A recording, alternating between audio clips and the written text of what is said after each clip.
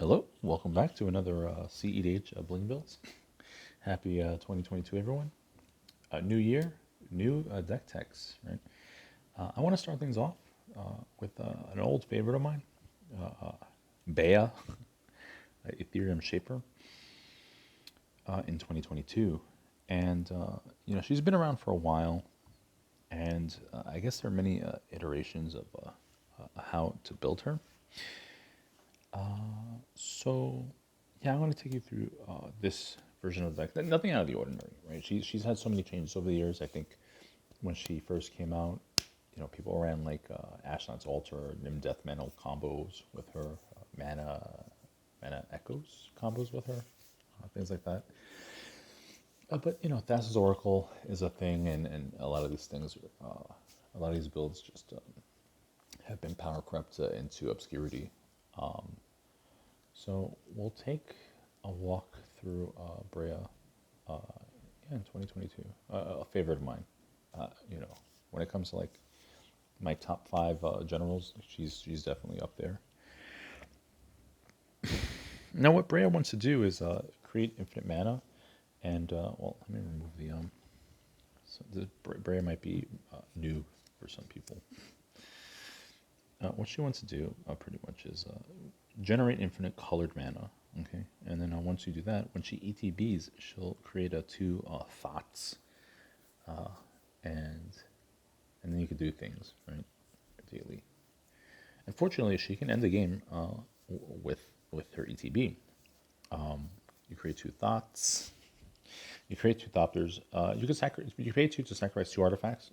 So that would be her and presumably one of the Thopters. And she could start lightning bolting players. She can also do the same thing to start wiping the board.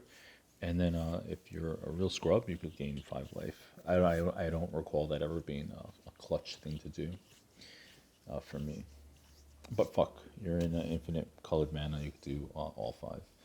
I would probably wipe the board first. Now, granted, we are still in a stacks heavy meta. Rule of law rules the day right now. And for that, I have a spicy deck coming up in the future. Just waiting for some pieces in the mail to showcase at you. Showcase a spicy stacks deck. I don't know how to counter stacks right now, but it's too much spot removal. Anyway, but this is not a stacksy Breya deck. It's still like a combo. So yeah, we have Breya, and this is pretty cool. We have 2 Thopters. These are not die cast, etched sheet metal Thopter tokens. Pretty neat, right? Let's see the weight. No. Yeah. So in the deck, we have our combos. We have Isochron Scepter, of course. And with the Isochron Scepter, that means we'll also have our dramatic reversal. One way to make an infinite mana. Right? You get a three mana's worth. Hopefully one of those rocks. If you could put together 1, 2, 3 mana, 2 to pay for the untap trigger for no, 2 to pay for the tap trigger of the Isochron Scepter, and then the third rock. Hopefully it's a rock that produces any color, and bam, right there you have your infinite colored mana. This is I don't have to explain this.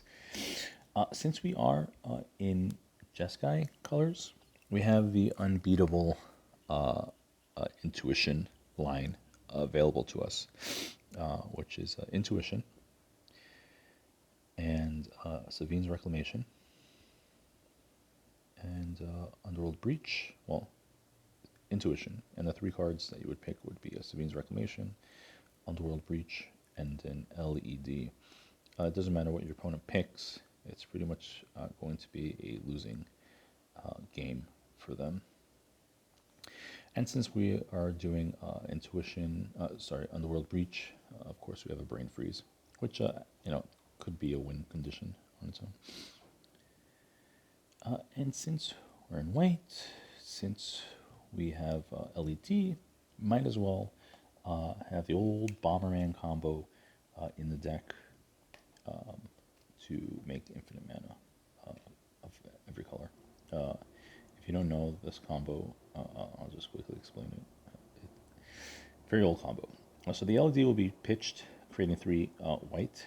You'll use 2 of those whites to bring back the LED and do it again, getting you infinite mana, infinite white mana. With that infinite mana, white mana, you'll use half of that to create infinite, you know, red, white, blue, black, purple, pink. Another combo we have in the deck is a Thassa's Oracle, of course, with a Demonic Consultation, or a Tainted Pact. Nice, nice, nice, nice, nice. Since Thassa's Oracle is such a relevant card in the format, we can also use a Praetor's Grasp to grab maybe an opponent's combo piece. And, well, we can use Praetor's Grasp to grab anything. But you could use it to grab like a Thassa's Oracle. This is what non-blue decks do with their Tainted Pact, is what I'm saying. But Praetor's Grasp, you can grab anything. Or just completely cuck an opponent. Of course, we're going to have Appearance of the Abyss and an Adnos for value, tremendous value. The CMC is low enough. I know I'm in white, but there is no Angel's Grace in the deck. I don't know.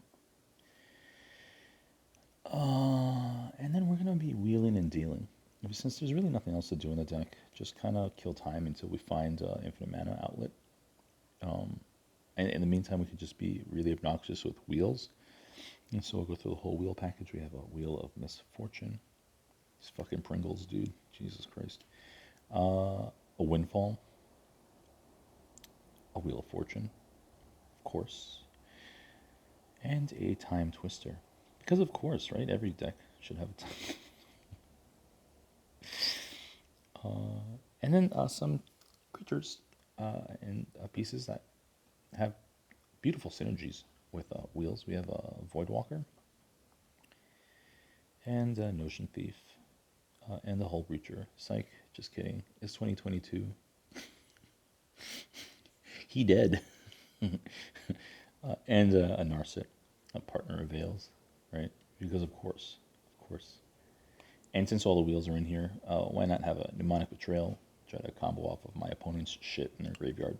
But again, this is a Staxy meta, so I don't know what I'm gonna Yogg's Will, bear a Rule of Law piece or something.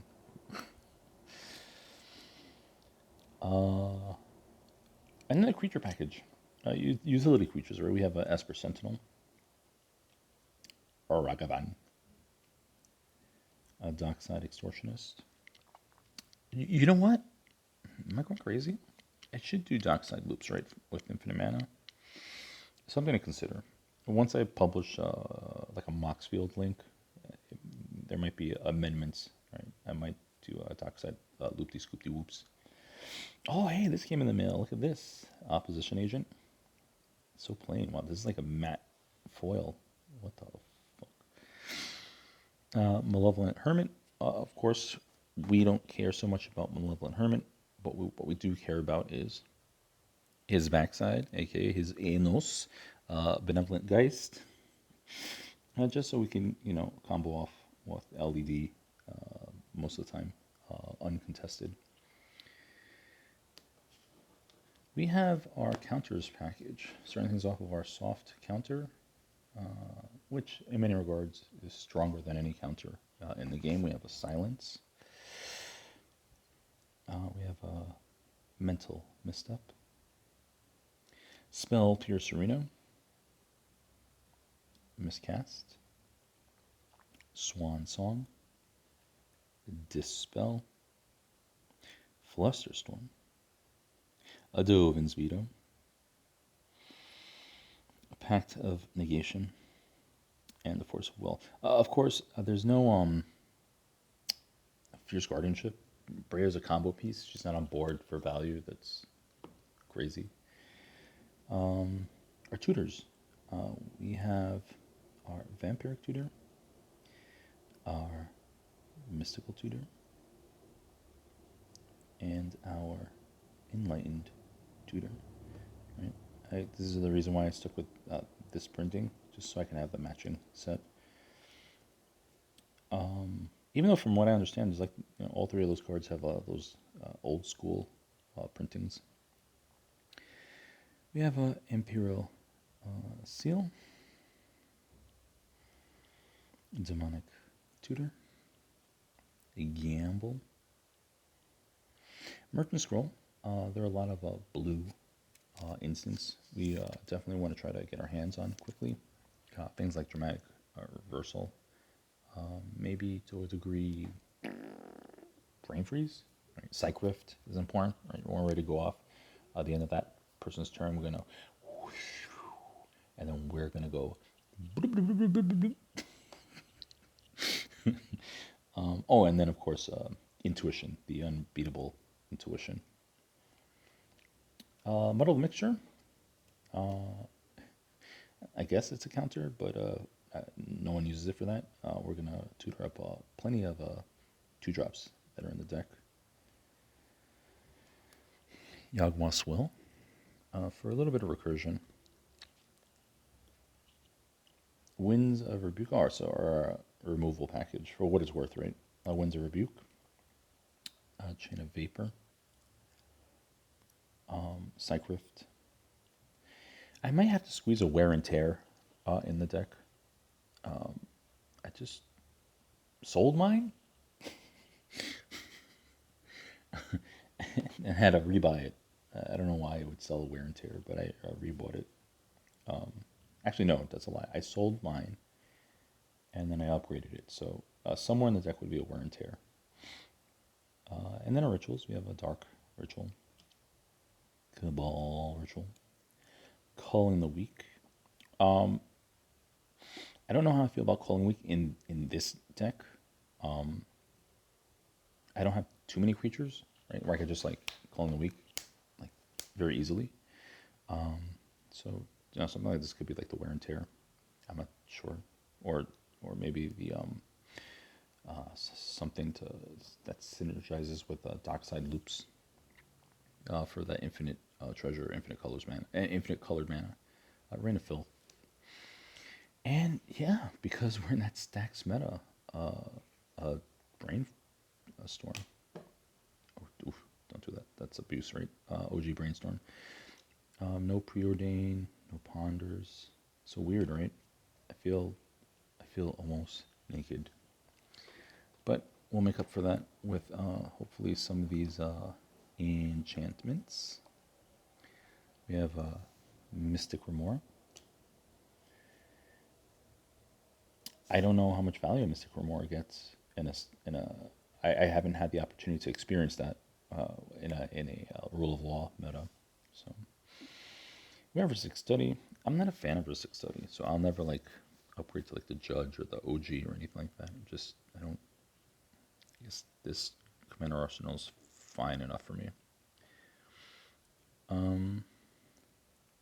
What we got? We got a Wishclaw Talisman. I had a Necropotence in the deck, but I can't be wheeling and like land a I can't land a Necropotence and then like, oops, I guess I'm gonna be wheeling now. Like, no. That can't do that. That's a no. So our rocks are very important, especially if we're doing dramatic scepter things. So we have Arcane Signet, Fell War Stone. Is 2022 the year where they reprint Fell War Stone in a secret lair? That hurts my heart. A Talisman of Indulgence, Talisman of Dominance, Talisman of Progress, and Talisman of Creativity. None of the signets. I know that these hurt, but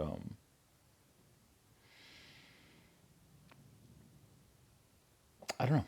Our Arcane Signet really changed up the rock lineup ever since it was like released.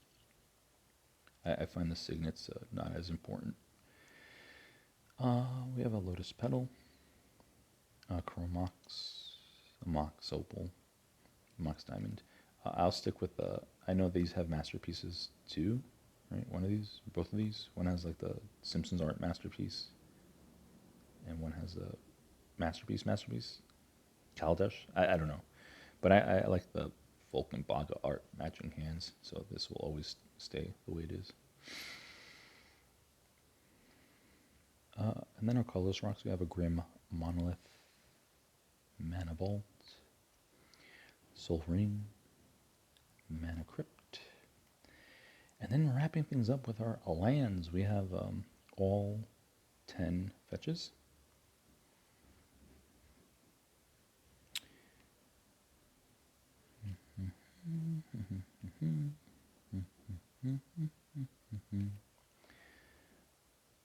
Oh my god, it doesn't end. We have not. No, we have all the duels, but not all the shocks, right? Some of the shocks, some of the colors are a little weak. So we have Underground Sea, and we have Watery Grave. And maybe this year I'll work on OG shocks. That's something I really wanted to do for a long time. Volcanic Island and Steam Vents, Tundra and Hollowed Fountain, Badlands and Blood Crypt. Black and red are still very important. They've earned their keep, right? Being able to pay for ad nauseums and underworld breaches and docksides. We have a plateau, scrubland, and then that is that with the duels. Wrapping things up, we have Ancient Tomb, and then for our Rainbow Lands, we have Gemstone Cavern, Command Tower, Forbidden Orchard. I don't give a shit about giving my opponents spirits. I'm not attacking them. Forbidden Orchard, a Spire of Industry, Mana Confluence, and a City of Brass.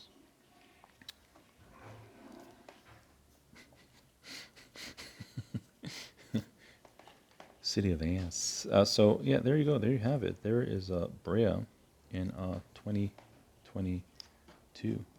That's cute, right? Those are our two Thopters. I don't think either one of them fly. He flies. He can fly too, right? If he sucks up power. I don't know how that shit works. I don't. Big year coming up. In the future, I'm putting together a Tassiger deck in 2022. He has several ways to build him, and so I'm going to do a several-part series to explore those different ways. Yeah, so stay tuned for that. Oh, and then of course my stacks deck, my secret tech stacks deck, that's coming up soon. So thanks so much.